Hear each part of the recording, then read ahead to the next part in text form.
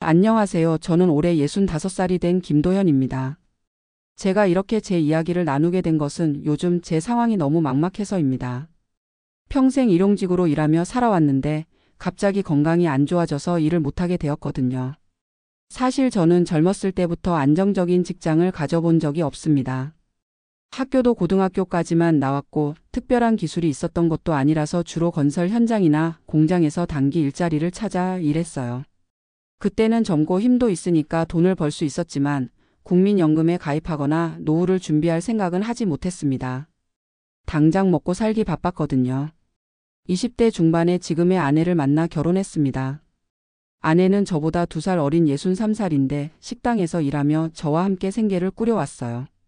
우리는 아들 하나를 두었는데 지금은 35살이 되어 자기 가정을 꾸리고 있습니다.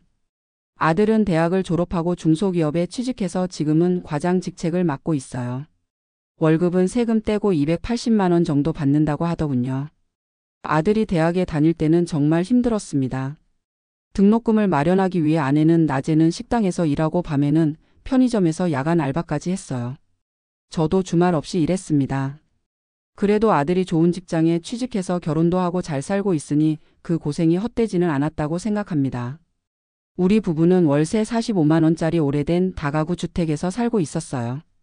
보증금은 500만 원이었는데 그나마도 모아둔 돈이 없어서 아들이 결혼할 때 도움을 주고 나니 보증금을 낮춰서 월세를 좀 더 내는 조건으로 살게 되었지요. 제가 건강할 때는 그래도 한 달에 150만 원에서 170만 원 정도는 벌 수 있었어요. 주로 건설 현장에서 일했는데 일당으로 12만 원에서 15만 원 정도 받았고 이사장님이라는 건설 일용직 구인 앱을 통해 일자리를 구했습니다. 아침 6시에 일어나서 현장에 7시까지 도착해야 했기 때문에 항상 5시 반에는 집을 나섰어요. 현장에서는 주로 자재 나르기, 청소, 철거 작업 같은 힘쓰는 일을 했습니다. 저녁 5시까지 일하고 집에 돌아오면 너무 피곤해서 씻고 저녁 먹고 바로 잠들곤 했어요. 아내는 동네 중국집에서 주방 보조로 일했는데 하루 8시간 일하고 월급으로 140만 원 정도 받았어요. 우리 둘이 버는 돈을 합치면 한 달에 300만 원 정도였습니다. 월세 45만 원, 공과금 15만 원, 식비 100만 원, 교통비와 통신비로 40만 원, 의료비로 20만 원 정도 썼어요. 남는 돈은 80만 원 정도였는데 그마저도 갑자기 생기는 지출이나 명절 때 아들 가족에게 용돈 주는데 쓰다 보면 저축은 거의 못했습니다. 그렇게 살다가 작년 겨울부터 몸에 이상이 생겼어요. 처음에는 단순히 나이 들면서 생기는 피로감이라고 생각했는데 점점 증상이 심해졌습니다. 아침에 일어날 때 온몸이 뻣뻣하고 특히 무릎과 허리가 너무 아팠어요. 진통제를 먹고 파스를 붙이면서 계속 일했지만 점점 일하기가 힘들어졌습니다. 어느 날 현장에서 자재를 나르다가 갑자기 허리에 심한 통증이 왔어요. 그대로 주저앉아서 동료들이 저를 병원으로 데려갔습니다. 병원에서 검사를 받아보니 허리 디스크가 심하게 나왔고 관절염도 꽤 진행된 상태였어요. 의사 선생님은 제게 더 이상 힘든 일을 하면 안 된다고 했습니다. 한동안 치료를 받고 쉬어야 한다고요. 그날부터 제 인생의 가장 어려운 시간이 시작되었습니다. 일을 못하니 수입이 끊겼어요. 아내 혼자 버는 140만 원으로는 월세와 생활비를 감당하기 어려웠습니다. 통증 때문에 매일 병원에 가야 했고 약값과 물리치료비로만 한 달에 30만 원 이상 들었어요. 처음에는 아들에게 도움을 청하지 않으려고 했습니다. 아들도 결혼하고 아이도 있어서 자기 가정을 꾸리기도 바쁜데 부모까지 신경 쓰게 하고 싶지 않았거든요.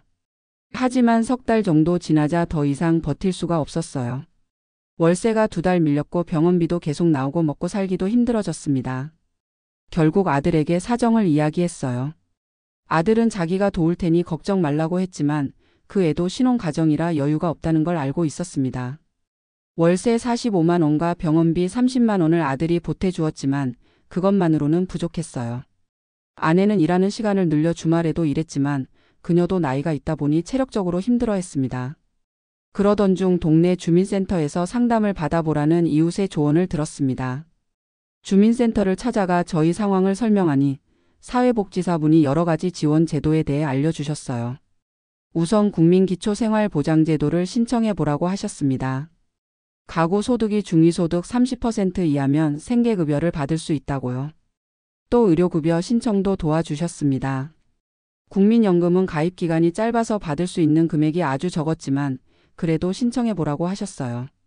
저는 국민연금에 간헐적으로 가입했던 기간을 모두 합쳐도 5년이 채 안 되었습니다. 그래서 받을 수 있는 연금이 월 15만 원 정도밖에 안 된다고 했습니다. 기초연금도 신청했는데 소득과 재산이 적어서 월 30만 원 전액을 받을 수 있다고 했어요. 하지만 이런 신청들이 다 처리되려면 시간이 걸린다고 했습니다. 그동안은 긴급 생계 지원을 받을 수 있도록 도와주셨어요. 사회복지사분은 또한 영구임대 아파트 신청도 권유하셨습니다. 월세 부담을 크게 줄일 수 있다고요. 하지만 영구임대 아파트는 대기자가 많아서 순서가 돌아오려면 시간이 꽤 걸린다고 했습니다. 이렇게 여러 가지 복지 서비스를 신청하고 기다리는 동안 저는 집에서 할 수 있는 일을 찾아보려고 했어요. 온라인으로 할 수 있는 단순 작업이나 재택 알바 같은 것을 찾아봤지만 컴퓨터를 잘 다루지 못하는 데다 나이가 많다 보니 기회가 많지 않았습니다. 인터넷 검색도 익숙하지 않아서 스마트폰으로 여기저기 알아보는 것도 쉽지 않았어요. 결국 할 수 있는 일이 없어 집에서 하루 종일 텔레비전만 보며 지내게 되었습니다. 그러다 보니 우울감도 심해졌어요. 평생 일하며 살아왔는데 갑자기 아무것도 할 수 없게 되자 자존감이 많이 떨어졌습니다. 아내에게 짐이 되는 것 같고 아들에게도 미안한 마음이 들었어요. 때로는 밤에 혼자 울기도 했습니다. 그런데 예상치 못한 도움이 찾아왔어요. 같은 동네에 사는 친구가 노인 일자리 사업에 참여해보라고 권유했습니다. 친구는 복지관에서 공공근로를 하고 있었는데 월 27만 원을 받는다고 했어요. 하루 3시간만 일하면 되고 힘든 일이 아니라서 저같이 몸이 좋지 않은 사람도 할 수 있을 거라고 했습니다. 저는 바로 복지관을 찾아가 상담을 받았어요. 복지관에서는 노인 일자리 사업 중 공익형 활동을 소개해 주셨는데 동네 공원이나 놀이터를 청소하는 일이었습니다. 허리가 아프기는 하지만 천천히 하면 가능할 것 같았어요. 월 30시간 활동하고 27만 원을 받는 조건이었습니다. 또한 복지관에서 무료 물리치료와 건강 프로그램도 이용할 수 있다고 했어요. 저는 바로 신청했고 다행히 빠르게 참여할 수 있게 되었습니다. 이렇게 노인 일자리 사업에 참여하면서 조금씩 활력을 찾아갔어요. 하루 3시간 일하는 것은 제 건강 상태로도 무리 없이 할 수 있었고 같이 일하는 분들과 이야기도 나누면서 우울감도 줄어들었습니다. 그리고 국민기초생활보장 신청이 승인되어 생계급여로 월 40만 원을 받게 되었어요. 국민연금 15만 원, 기초연금 30만 원, 노인 일자리 사업급여 27만 원, 생계급여 40만 원을 합치면 112만 원이 되었습니다. 아내의 월급 140만 원과 합쳐 월 252만 원으로 생활하게 되었어요. 또한 의료급여 2종 수급자로 선정되어 병원비 부담도 크게 줄었습니다. 입원비는 10%만 내면 되고 외래 진료비와 약값도 많이 줄어들어서 한 달에 의료비로 5만 원 정도만 쓰게 되었어요. 아직 영구임대 아파트는 기다리는 중이지만 주거급여로 월세의 일부를 지원받게 되어 월세 부담도 20만 원으로 줄었습니다. 이렇게 여러 복지 서비스의 도움을 받으면서 조금씩 안정을 찾아가고 있었어요. 그런데 여전히 마음이 무거웠습니다. 평생 일해온 사람이 이렇게 국가의 도움을 받으며 살아야 한다는 것이 자존심이 상했거든요. 또 언젠가는 아내도 나이가 들어 일을 못하게 될 텐데 그때는 어떻게 살아야 할지 걱정이 되었습니다. 아들에게 계속 의지할 수도 없는 노릇이고요. 이런 고민을 하던 중 복지관에서 만난 또래분이 저에게 좋은 정보를 알려주셨어요. 그분은 같은 노인 일자리 사업에 참여하면서 주말에는 동네 아파트 경비실에서 일하고 계셨습니다. 주 12시간만 일하는데 월 48만 원을 받는다고 하셨어요. 경비실에서는 주로 앉아서 모니터를 보거나 택배를 정리하는 일이라 허리가 아픈 저도 할 수 있을 것 같았습니다. 저는 용기를 내어 그분이 일하는 아파트의 다른 동 경비 자리가 비었을 때 지원했어요. 면접에서 건강 상태를 솔직하게 말씀드렸더니 다행히 주말에만 일하는 보조 경비직이라 괜찮다고 하셨습니다. 토요일과 일요일 이틀 동안 6시간씩 일하는 조건이었어요. 이렇게 주말에 아파트 경비 일을 시작하게 되었습니다. 허리가 아플 때는 진통제를 먹고 버텼지만 건설 현장에서 일할 때보다는 훨씬 수월했어요. 이제 제 수입은 노인 일자리 사업 27만 원, 아파트 경비 48만 원, 국민연금 15만 원, 기초연금 30만 원으로 총 120만 원이 되었습니다. 아내의 월급 140만 원과 합치면 260만 원으로 생계급여는 더 이상 받지 못하게 되었지만 그래도 스스로 벌어서 생활한다는 자부심이 생겼어요. 그리고 약 1년 정도 지난 후 드디어 영구임대 아파트에 입주할 기회가 왔습니다. 전용 면적 8평짜리 작은 아파트였지만 월세가 8만 원으로 크게 줄어들어 정말 다행이었어요. 이사 비용은 아들이 도와주었고 오래된 가구들은 버리고 중고 가구를 구해 새로운 집을 꾸몄습니다. 작지만 깨끗한 집이어서 아내도 무척 좋아했어요. 특히 난방비가 많이 절약되어 겨울에도 따뜻하게 지낼 수 있었습니다. 이렇게 조금씩 안정을 찾아가던 중 저는 복지관에서 진행하는 디지털 교육 프로그램에 참여하게 되었어요. 스마트폰과 컴퓨터 사용법, 인터넷 검색, 유튜브 시청 방법 등을 배웠습니다. 처음에는 어려웠지만 강사 선생님이 천천히 가르쳐 주셔서 조금씩 익숙해졌어요. 이 교육을 통해 알게 된 것이 유튜브에 많은 건강 운동 영상이 있다는 것이었습니다. 특히 노인을 위한 관절 강화 운동이나 허리 디스크에 좋은 스트레칭 방법들이 많았어요. 저는 매일 아침 이런 영상을 보며 가벼운 운동을 시작했습니다. 처음에는 5분도 하기 힘들었지만 꾸준히 하다 보니 점점 시간을 늘릴 수 있었어요. 3개월 정도 지나자 허리 통증이 조금씩 줄어들기 시작했습니다. 물론 완전히 나아진 것은 아니지만 예전보다 훨씬 움직임이 편해졌어요. 의사 선생님도 꾸준한 운동과 관리가 효과를 보고 있다며 격려해 주셨습니다.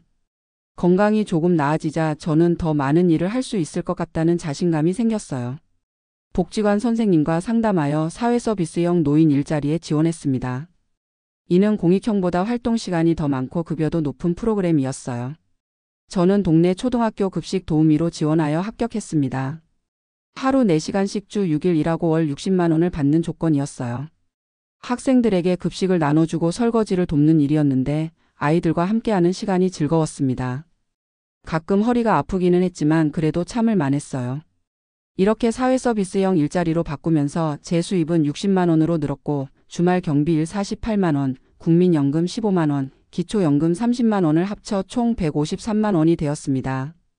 아내의 월급까지 합치면 293만 원으로 영구 임대 아파트에 살면서 월세와 관리비로 15만 원 정도만 내니 여유가 생겼어요. 이제는 매달 50만 원 정도를 저축할 수 있게 되었습니다. 작년에는 처음으로 아내와 함께 3일간 강원도 여행을 다녀왔어요. 평생 일만 하다가 이렇게 여행을 가니 정말 새로웠습니다. 바다도 보고 산책도 하며 행복한 시간을 보냈어요. 그리고 얼마 전에는 아들 가족이 우리 집에 놀러 왔습니다. 손주가 벌써 6살이 되었는데 할아버지가 가르쳐준 스트레칭을 따라하며 즐거워했어요. 아들은 저희가 많이 나아진 모습을 보며 안심하는 것 같았습니다. 제가 이렇게 어려운 상황을 이겨낼 수 있었던 것은 여러 사람들의 도움 덕분이었어요. 주민센터 사회복지사, 복지관 선생님, 같은 처지의 친구들, 그리고 우리 가족이 모두 힘이 되어 주었습니다. 또한 다양한 복지 제도가 있어서 정말 다행이었어요. 물론 아직도 어려운 점은 많습니다. 나이가 더 들면 지금 하는 일도 계속하기 어려울 테고 건강 문제도 언제든 다시 찾아올 수 있어요. 그래도 지금은 하루하루 감사하며 살고 있습니다. 저같이 국민연금을 제대로 준비하지 못한 사람들이 많을 것 같아요. 젊었을 때는 노후가 멀게만 느껴져서 준비를 소홀히 하게 되는데 시간은 정말 빨리 흐릅니다. 지금 젊은 분들은 꼭 미리미리 노후를 준비하셨으면 좋겠어요. 국민연금에 가입하고 작은 금액이라도 꾸준히 저축해두는 것이 나중에 큰 도움이 됩니다. 그리고 건강관리도 정말 중요합니다. 저는 젊을 때 과로하며 몸을 혹사했는데 그것이 결국 지금의 건강 문제로 이어졌어요. 적절한 휴식과 운동이 정말 필요합니다. 마지막으로 어려울 때 도움을 청하는 것을 부끄러워하지 마세요. 저도 처음에는 자존심 때문에 복지 서비스를 신청하는 것을 망설였지만 그것이 삶을 다시 일으켜 세우는 발판이 되었습니다. 우리나라에는 다양한 복지 제도가 있으니 어려움에 처했을 때 주민센터나 복지관을 찾아가 상담받는 것을 추천드립니다. 지금은 코로나도 끝나고 경제가 조금씩 나아지고 있다고 하지만 저희 같은 노인들에게는 여전히 어려운 시간입니다. 하지만 희망을 잃지 않고 할 수 있는 일을 찾아 조금씩 앞으로 나아가려고 합니다. 제 이야기가 비슷한 상황에 처한 분들에게 작은 위로와 희망이 되었으면 좋겠습니다. 감사합니다.